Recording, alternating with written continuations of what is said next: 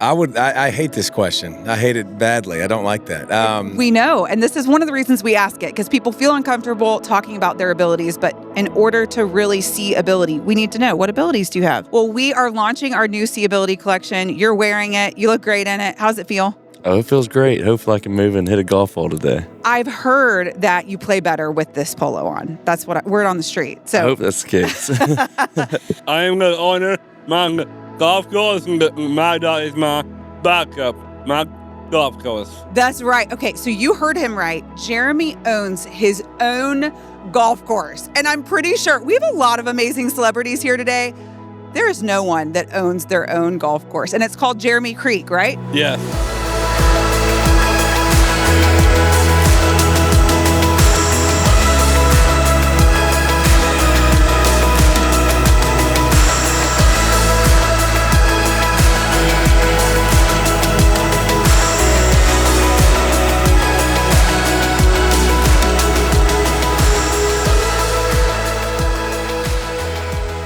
Hey there. It's so good to see you. I'm Laura Hope Whitaker on the SEEABILITY Watchcast. We're so glad you're here. Josh, we're really excited to have you here today at Thank you. Big Ball for All, but also launching our new SEEABILITY collection. Josh is a former pro ball player drafted by the Milwaukee Brewers, if you didn't know that. He's also a familiar face from The Bachelorette.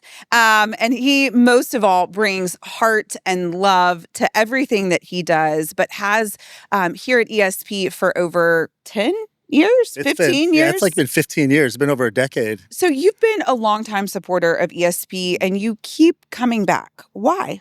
I love it. I love the kids. You've done a great job with the whole organization. I just get such a great feeling whenever I come and see all the kids and the young adults and everything that they do. And it helps me not complain as much in life, because I get to a point sometimes where we start maybe complaining about little things. And then you see the kids and the young adults here always having a blast and some of the things that they go through. And it's like, what am I complaining about? You know, God is great and they're amazing. It's just such a great vibe around them all the time. I think it's a great organization. Every year we come out here, it's just always neat to kind of spread joy and kind of give back. Obviously, it hits close to home with my little brother, and then just Kirby does such a good job of keeping y'all involved, and so we see y'all around a lot, and then whenever opportunities come up, I love to be there. I think when you show up, you understand.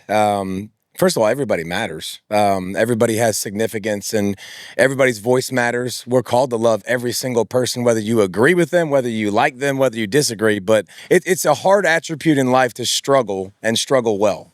And they have a major in that. And they show you what it looks like to have disabilities, but they don't really know. And they're still happy and they're still fighting and they're still swinging, which is hard to do.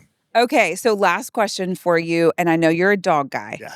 Okay, so if we were to talk to your dog and he could talk back, what would he say your greatest ability is? My two babies, my two girls, they would say I'm very loving. I'm very loving and affectionate. I may be on the outside, a little tough exterior at times, but with my dogs, those are my babies. I love to love and make people happy. So making the dogs happy, loving on them, giving them what they need. Because theirs is unconditional love towards me. Yes. Like they would do anything for me. There's no talking, doing bad things, talking back, nothing like that. They just want to love me no matter what. And you don't get that in the world. And that's why I love dogs so much. And those are my babies. I hate this question. I hate it badly. I don't like that. We know, and this is one of the reasons we ask it, because people feel uncomfortable talking about their abilities, but in order to really see ability, we need to know, what abilities do you have? I would say the greatest ability that I have from my dog perspective, or I guess looking in, was just to love my family, to love my bride.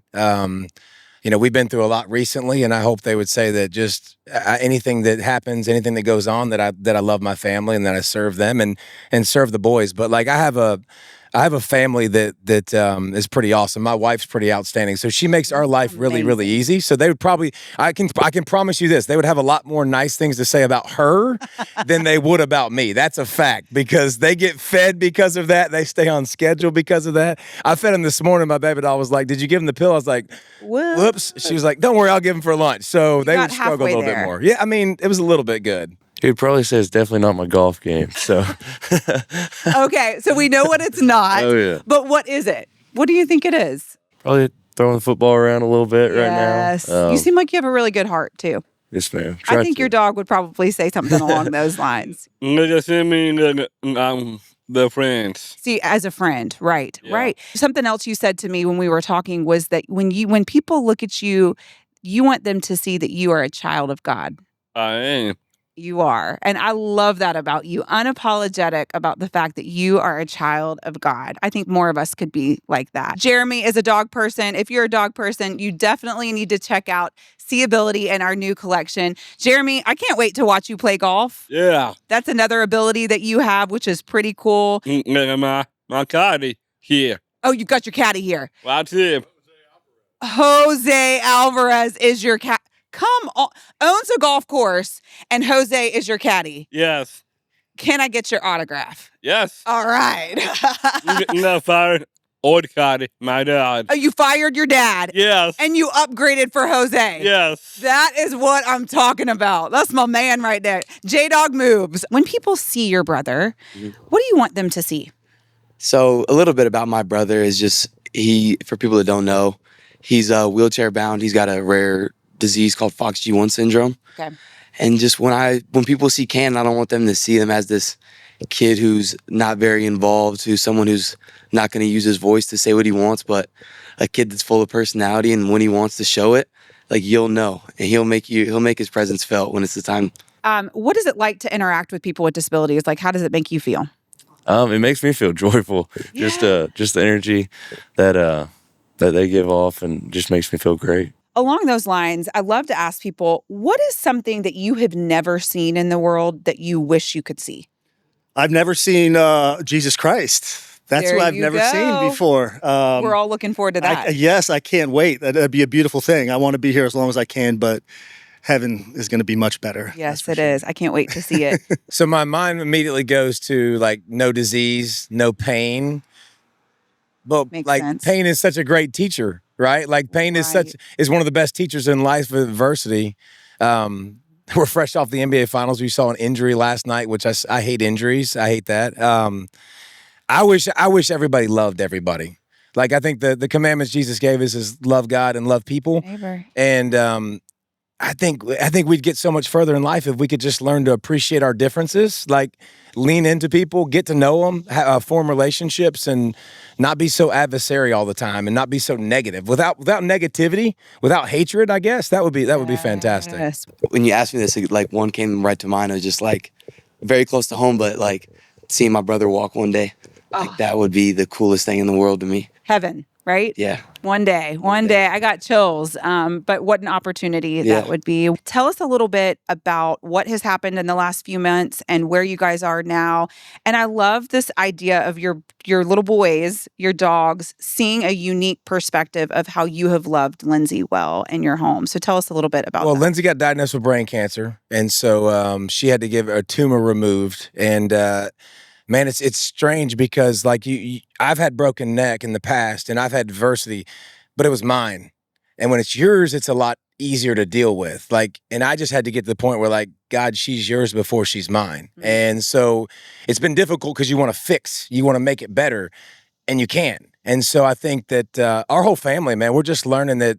I think John 15:21 says it best. And I've read this 4 gazillion times, by the way, and it's never hit me like it has recently. But it says, it's when Jesus was carrying the cross and it got hard and he was beaten.